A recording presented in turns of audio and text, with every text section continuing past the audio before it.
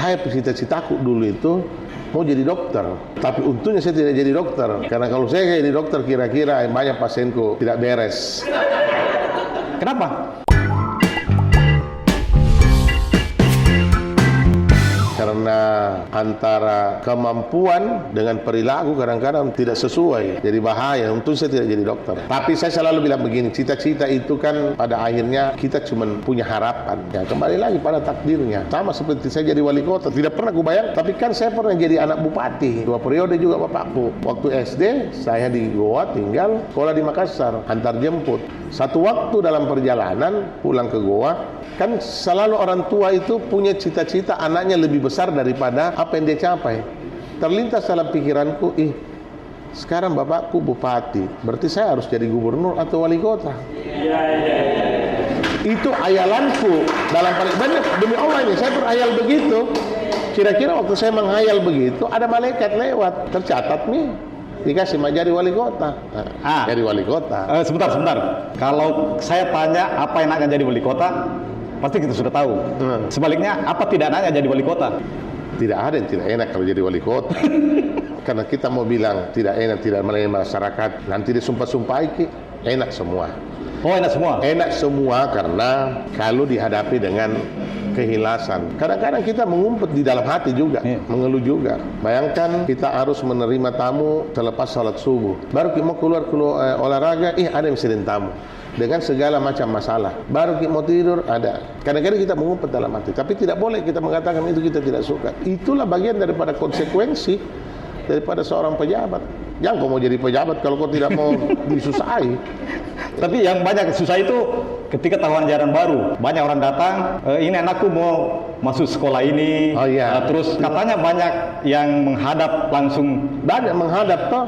Banyak menghadap. Saya cuma bilang, saya tidak bisa bantu kok. Saya cuma doakan. Palingnya. Ya aku kasih kumpul itu nomor tes. Baru saya panggil situ, sini kita doakan ini orang semua. Bismillahirrahmanirrahim. Dan alhamdulillah dulu semua. 3 hari kemudian pas pengumuman banyak telepon. Pak, terima kasih banyak Pak, lulus anakku. Padahal tidak kuurus, kudoakan. Ya. Tapi itu kan ada kepuasan masyarakat ketika kita melayani dia dengan baik. Kadang-kadang subuh-subuh datang, ada yang membawa ayam, bawa pisang di rumah jabatan. Ucapan terima kasih. Itu kalau PNS banyak sekali itu kadang-kadang begitu. Tiba-tiba datang bawa makanan ke rumah. Alhamdulillah. Itu tadi didoakan. Berarti Pak Aco ini makbul doanya. Tapi tidak ada orang yang datang didoakan untuk menikah lagi. Tidak ada. Mukti dia. Alhamdulillah ya. Doa yang baik-baik di semua. Ketika ayahanda jadi bupati 2 periode di Goa, Pak Aco ini termasuk orang saya tidak tahu disayang atau bagaimana, tapi malah disuruh pergi sekolah di Bandung. Berarti otomatis tidak merasakan fasilitas ayahanda menjadi bupati selama 2 periode. Waktu saya tamat SMP, kita di sekolah ke Bandung. Saya punya kakak almarhum yang kedua, Batiar, itu kuliah di ITB. Jadi semua anak laki-lakinya, saudara saya yang laki-laki, sepantasan SMA, begitu tamat SMP, langsung dipanggil, ditarik ke Bandung sekolah. Ikut semua ke sana, termasuk saya. Tapi saya setelah penjurusan, setelah 6 bulan, karena saya agak ngotot, gak mau pindah. Tapi akhirnya kakak saya keras, sama ibu saya. Kalau di keluarga saya yang paling keras urusan pendidikan itu ibu. Jadi akhirnya ke Bandung lah. Ya nanti kita anak bupati kalau pulang liburan, baru kita rasakan anak bupati. Kalau tidak. Tapi saya kan tidak lama. Saya cuma 3 tahun. 81 saya ke Bandung. Terus pulang 84, 85 kuliah di Unhas. Kenapa dibawa ke Bandung?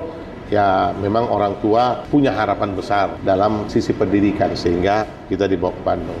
Dia membayangkan kalau kau di Makassar ini terus dengan fasilitas yang ada bisa rusak. Itulah yang kemudian juga menjadi inspirasi saya buat anak-anak saya. Anak laki-laki saya, Iul sama Fikar itu begitu tamat SD langsung masuk pesantren. Begitu tamat pesantren langsung ke Australia dan sampai sekarang. Jadi Pak Aco itu dikirim ke Bandung untuk sekolah. Karena harapan orang tua itu besar sekali. Dan tidak merasakan itu. Artinya saya merasakan itu yang namanya hidup di rantau betul-betul. Tapi kenapa dikirim sekolah malah di Bandung menjadi pengamen? Itu karena itu tadi uang pas-pasan, kadang-kadang tidak cukup di uang, tidak ada keluarga kan di Jakarta, tidak ada keluarga di Bandung. Jadi kalau kita pergi cari uang, cari ungkus ongkos transport saja dari Bandung ke Jakarta. Kalau tidak ada uang, susah hidup, tidak ada lagi yang bisa dijual. Kan kadang-kadang ada barang-barang stok biasa, kaset kah atau apa, dijual dulu. Kalau tidak ada nih, terpaksa pergi ngamen dulu. Dapat 3.000 rupiah, berangkat pergi Jakarta. Pasti mungkin dapat, paling tidak dapat mungkin 100.000. Nah, gitu. Tapi bukan, saya cuma backing vokalnya saja. Ada iparku itu yang jago menyanyi, jago main gitar, gitu. Tapi pengalaman di rantau dengan segala keterbatasan itu membuat saya bisa menghadapi segala macam tantangan hidup ya. Karena kita sudah pernah ada, paling tidak ada dasar. Artinya itu yang saya bilang sama anak-anak saya juga, Hiul apa semua ya. Kalau kau di luar memang harus memaksa untuk kau harus mengelola dirimu sendiri. Bagaimana cara mengelola ya? Bagaimana bisa mendapatkan sesuatu yang kau mau lebih tetapi tidak ada, kau mencari lebihnya itu mencari sendiri. Itulah kemudian yang membawa Pak Aco dalam tanda petik balas dendam kepada anaknya, sehingga dikirim pesantren ke Sukabumi, setelah itu lanjut ke Australia, sehingga tidak merasakan nikmatnya menjadi anak wali kota. Bukan mau balas dendam, tetapi saya melakukan introspeksi pada diri saya. Kalau kemudian jabatan ini akan menyita waktu saya, pasti akan kurang perhatian pada anak-anak ini. Dan ketika kurang perhatian, dia akan lost control. Maka lebih bagus saya salurkan. Kenapa saya masukkan pesantren? Karena saya pikir kalau pondasinya anak ini kuat, dia akan tidak terpengaruh. Alhamdulillah, itu yang menjadi dasar pemikiran saya. Dan alhamdulillah, setelah dia dari pesantren terus ke luar, artinya kalau kehidupan di luar kan jauh tidak ada. Alhamdulillah, dia masih bisa mengaji, masih bisa sholat. Artinya pendidikan pesantren, ilmu yang dia dapat, dia bisa menjadi bemper buat dia, anak-anak.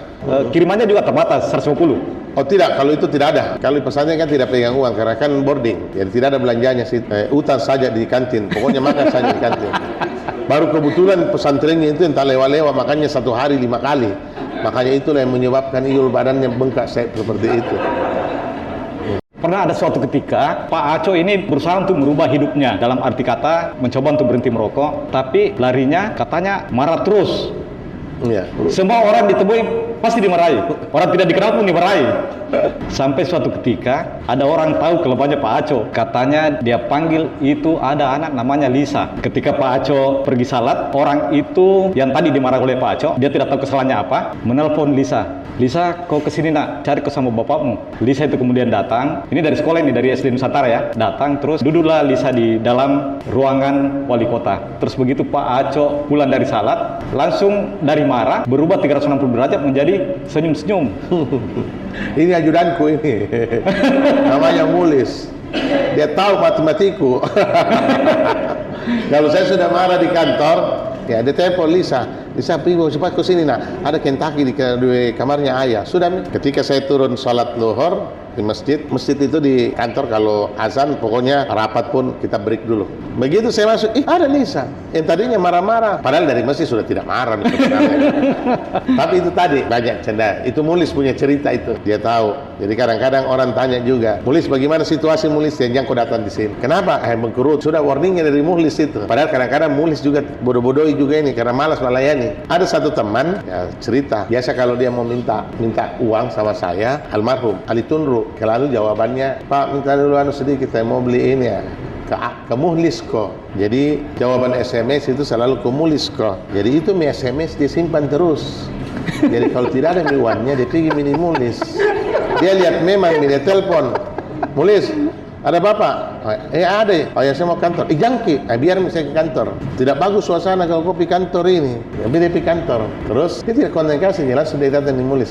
Mulis, ini SMS-nya. Dia lihat memang Mulis lagi sibuk-sibuk. Tidak mungkin dia periksa itu Mulis.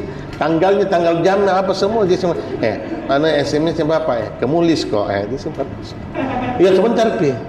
Jadi itu kira-kira ada 8 tahun dia simpan itu SMP sampai berhenti kita Mantipi waktu kita kumpul-kumpul di Guntur, dia cerita, terketawa setengah mati. Mulis, kau tahu 8 tahun saya bodoh-bodohi, gua 1 kali juga SMS-nya bapak, tapi ku simpan terus di handphone. Jadi datang Mulis, padahal tidak ada perintah. Tapi kan memang uang kecil nih, jadi Mulis tidak mungkin lapor sama saya. Pak ada tidak mungkin dilapor karena uang kecil nih, uang pembeli rokok diminta ini. Dan pasti dia percaya karena Pak Aco itu orangnya somber ya. Iya, artinya dia tidak perlu diklarifikasi yang begitu. Dia pasti betul nih, gitulah. Sekarang kita bicara tentang Aco, bicara tentang Aco. Jadi waktu saya mau pilkada wali kota kedua, saya bikin Aco Community. Ternyata yang mendaftar di Aco Community ada kurang lebih 3.000 orang, ya. Nama Aco, bikinlah gerak jalan pagi, gerak jalan santai di Pantai Losari. Tapi dalam perjalanan itu, kupasang memang mitoa di beberapa titik. Sambil jalan, terus saya bilang, Aco! Ada yang berteriak, Aco! Bayangkan ke 3.000 orang langsung balik bersama Aco. Karena dipanggil, Aco! 3.000 orang yang jalan itu balik semua bersama-sama Aco. Makanya itu nih, ada dibilang Aco arsitek, ada Aco sopir PT-PT, ada Aco tukang beca, ada Aco macam-macam lah. Ada Tommy Aco wali kota. Yang belum ada itu Aco gubernur.